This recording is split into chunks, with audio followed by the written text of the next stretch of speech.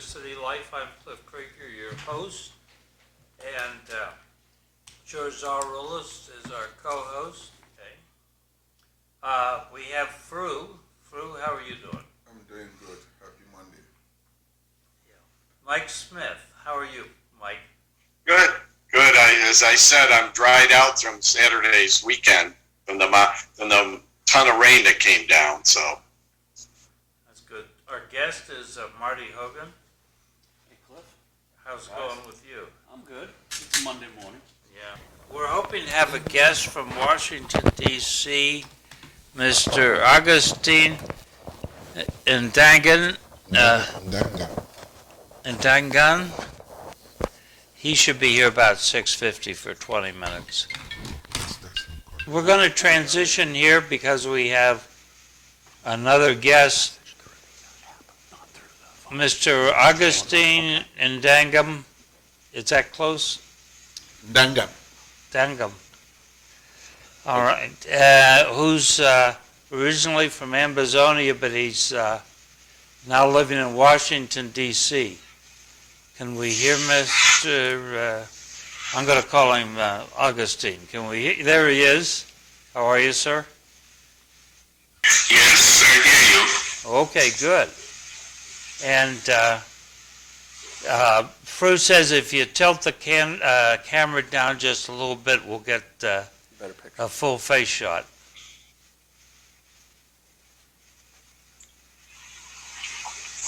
There you go. There you go. And, All right. It's great. And I was wondering, sir, if you could tell us about your journey to D.C. You started out in Amazonia, you taught. What all did you do, and how did you end up in Washington, D.C.? Could you repeat that again? I said, from your time in Amazonia, how did you end up in Washington, D.C.? No, I'm not in DC. Oh, Yes, I am in Delaware right now. oh. Yes, How did you, I'm staying with my son. but how did you come to this country? Why did you come to this country? Okay. I came to this country fleeing conflicts in my home. They came to abduct me in the night in Cameroon.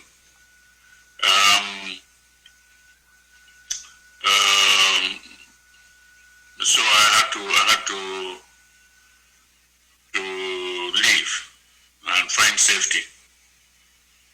Well, but they just want to for you to tell our audience what the situation I is. said that the administration in my home came to capture me, and they came by night in 2 trucks of soldiers to my house. They tried to abduct me, and I argued. It was about 11 o'clock at night. I argued that they should show me their arrest warrant or their search warrant if they wanted to enter my house, and they did not have any of this. So I refused to open the door, and they were there with about 20 soldiers who surrounded my house. The group was led by the divisional officer from my place. He insisted that I should open the door. I insisted that by the laws of the English-speaking part of my country, he did not have to bring armed troops to my place late at night, and that if it was for arrest, if he showed me the arrests through the window, I will open the door. If not, I will not open the door. So, in the end, they held a meeting in my yard and decided to come to a compromise with me, asking me if I could report to his office the next morning I accepted that I would do so. That was a compromise. But in the morning I did not. Instead, I left my house and went underground until I left and found my way across the border into Nigeria, and I came here. I told this story at the State Department when we went there, and they asked me to show evidence. I showed them paper evidence how I crossed into Nigeria. Okay. So were you living in Bamenda at the time? Were you living in Bamenda at the time? I was living in Bali at the time when they came to abduct me. Bali is within Bamenda. Oh, okay. But Bamenda is our sister city in Amazonia. That's where I live. Yes. So you have a book That's where I live when I'm in Cameroon. you have a book that's available on Kindle, Seated at Dawn. Can you tell us about your book? Oh, well, I wrote that book. Actually, the title I got from a Cameroon minister. The minister is still there alive in Cameroon. They were doing what they call constitutional revision, and this minister was surprised that the southern Cameroonians should be arguing about It went off. federation and things like that, because at the time we Yes, wanted it's fine. Yeah. to go into a federation with them. And he said that the British ceded our part of the country to them. And there was, the British embassy is there in Yaoundé. We thought the British will answer to what the minister has said publicly before cameras, that they ceded a UN trust territory to them. But the British said nothing. But as a UN trust territory, we were supposed to be decolonized, not ceded. But the minister was right in a sense, because we were transferred by the British to the Republic of Cameroon without us knowing what the terms were. Okay. Now, is he considered a fugitive? I don't know. Ask him if he's a refugee or a fugitive. But the question is, are you considered a fugitive? No. I have permanent resident status. He has permanent resident status in this country. How did he do that? He wants to know how you became a permanent resident in this country. No, before this incident of coming to adopt me, I had been here. I had stayed here with my kids. I don't remember whether it was for 4 years or what. I don't remember exactly. So you have your children I applied here. for this status and got it. But I went home, and then they started searching for me. I went underground, and then when I came back to my house in Bali, they came to adopt me. Okay. So you're a member of the Southern Cameroon's National Council. Where are the people located? Across the world, or mostly where you are? No, they are located in majority are in Cameroon, in southern Cameroon, but they are across everywhere. The present leader of the Southern Cameroon National Council is in Yaoundé. He is in jail. He has been given life sentence. He's Mr. Mfom. And they are supporters of the SCNC here in the United United States, many of them, and in Europe, all over. So, But I am now of Scapul. I left the SCNC. I didn't leave. We decided that, a group of us decided that we better follow this matter of the Southern Cameroon problem from a legal standpoint of view, because the BR regime is telling the world that we are seceding. We are criminals, that we are seceding. And we thought that the best place to go, if they call you a thief and you are not a thief, is to go to court. Let him come and tell us how we are seceding or how we are criminals in court. And he came to court and raised that question that we were not recognized group in his country. They didn't recognize us. And the court, the African court in Banjul, the African Commission for Human Rights, they asked him whether he has ever seen criminals who are thieves or who are secessionists taking the road to the court instead of going to the bush to fight with arms. so are Our you case was accepted and the case went on. so are you in contact with the U.S. Department of State or with members of Congress about this? Well, the decision, I've written to many members of Congress.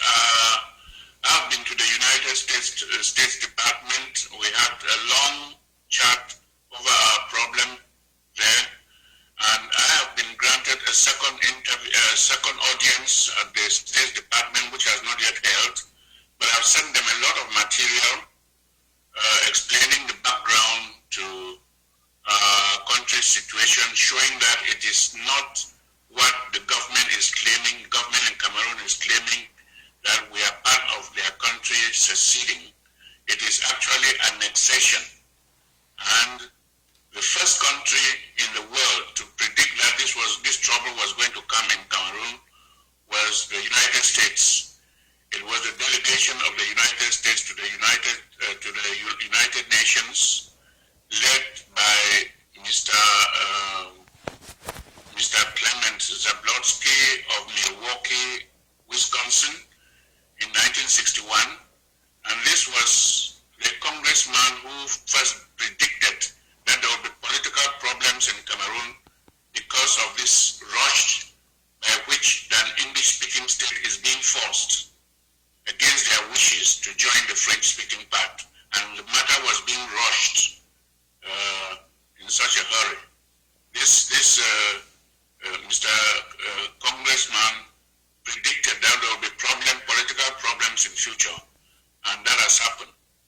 And this is why we look upon the United States to be the one country in the world that has the leverage to solve the problem in Cameroon.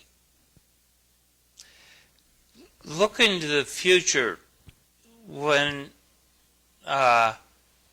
President Paul Biya passes away, do you think that the circumstances will change and allow progress?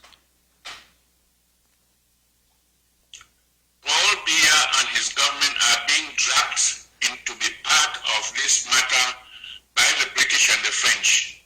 And the reason they are doing this is because of their trade relationship and the fact that they are buying all the southern Cameroon natural resources. They are getting their trade arrangements through Biya. Biya is not part of the solution. He is the problem. He's the one who has brought the war. He's the one who declared war. We have asked him since this conflict started to show us proof or show the world how he thinks that Southern Cameroon is part of his country. What legal instrument, what treaty he has signed with Southern Cameroons. We agreed with Biya, our leaders agreed that we will join them. And there was a written agreement that when we join them, it will be a federation of two states equal in status. That agreement, Biya backed down and voted against our independence at the United Nations, voted against our joining them. So what the real relationship between Southern Cameroon and the Republic of Cameroon right now is annexation. Biya has no legal instrument, no treaty of union, nothing to show that they got their independence different from us, from a different date. We were still a United Nations Trust territory. We're not part of them. So Biya, actually, the British and the French are forcing that he should be part of, we should negotiate with him. We don't see the basis of the negotiation because he has annexed our country and you ask us to go and he has declared war to force us to be part of that country. And you ask us to go and negotiate with him. If there was some treaty of union, then we had joined them formally as states do things and there was a treaty of union or some legal instrument. Yes, then we will negotiate. But this is plain annexation, naked, nothing. There's no legal instrument, nothing to show that we are part of that country. If President Biya dies tomorrow, will Northern Cameroon go back to be willing to go back to the original agreement as understood, or will they continue to this annexation? As I see it, and as many of us see it, there's going to be no change. You see, Biya has found that there is no legal way out that he can show the world that this is part of his country. So he has decided on an arms victory. And we are bent on denying him that we don't have a trained army. We don't have we don't have the guns. Our boys started defending us with catapults and machetes. We don't have, but we can prevent them declaring victory because they will never have it. They will never have it. It's going to be a long war and we are prepared for it. Our people are prepared for it. They are going to fight until Biya gives up, until he dies. And the next person we are thinking that will be the next president of Cameroon, who is a lawyer, an eminent lawyer. We have written to him, Scapo has written to him. Would you accept that we go to the court and settle this thing? Or we talk? Any of these ones. The man too is only interested in Southern Cameroon being part of Cameroon, not the basis of how it came about. No, yes, they are not interested in the legal side. When you open the matter going to court, no. Negotiation with a third party, they will say no. That is an internal matter. Now, an internal matter, if it was an internal matter, we should have joined them the way that the United Nations was arranging. The United Nations, there was a treaty. The United Nations in resolution 1608 paragraph 5 arranged how we were going to join them.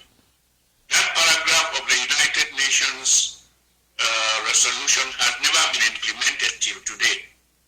So Okay. it is neither the way the United Nations wanted nor Yes. the way in which we agreed with them.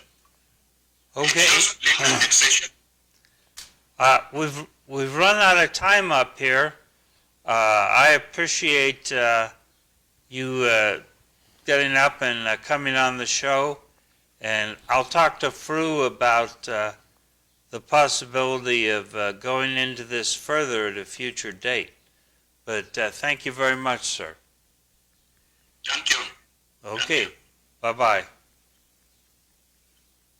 Thank you. All right. So I just want to make sure, does Fru have anything he wants to get off his chest before he I goes? just want to thank everyone that wonderful discussion, and also thank City Life show for giving the opportunity for Mr.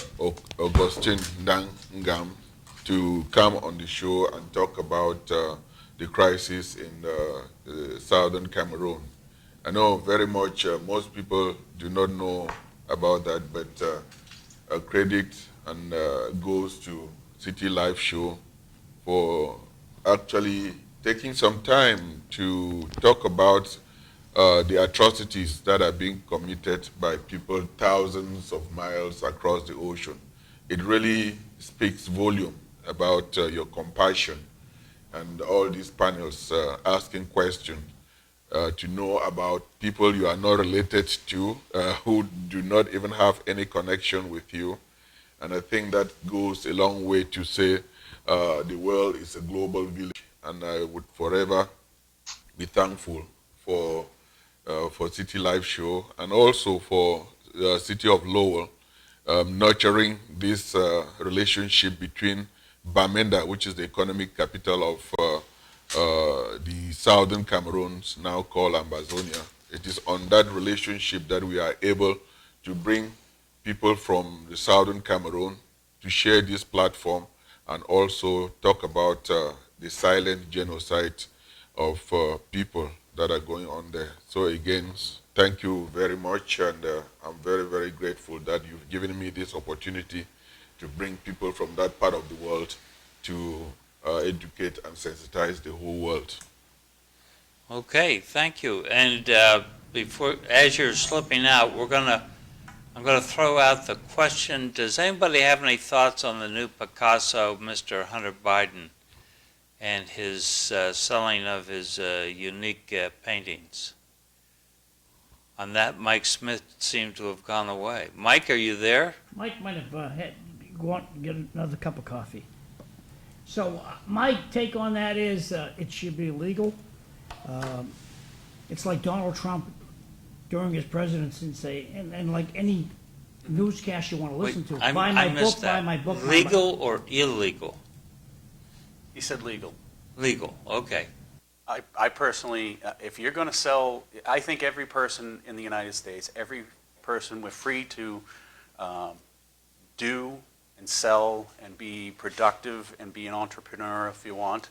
I can't say that I agree with people's tastes in art, because that's a person-to-person thing. So if somebody wants to pay an absurdly outrageous amount of money for a piece of art, go ahead. If I want to sell, if I want to take my pen and go, that's art, which it is, by the way, I could consider it art, and sell it, and somebody wants to buy it for $1 million, go ahead.